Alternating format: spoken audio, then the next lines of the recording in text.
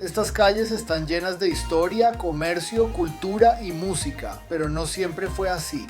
Hace muchos años, cuando Sebastián de Belalcázar fundó esta ciudad en 1536, este lugar no tenía mucho más que ofrecer que tierras fértiles y planas. Pero esto fue suficiente en su momento para convertirla en una de las ciudades más importantes de Colombia.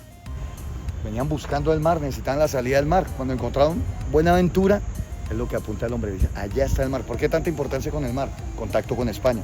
En honor a esa visión, pero en contra de la opinión de muchos que lo consideran un símbolo de la colonia, Belalcázar fue un personaje muy importante para la historia de la ciudad y del continente entero, ya que fue partícipe de la historia de varios países de la región como Panamá, Nicaragua, Perú y Ecuador, entre otros.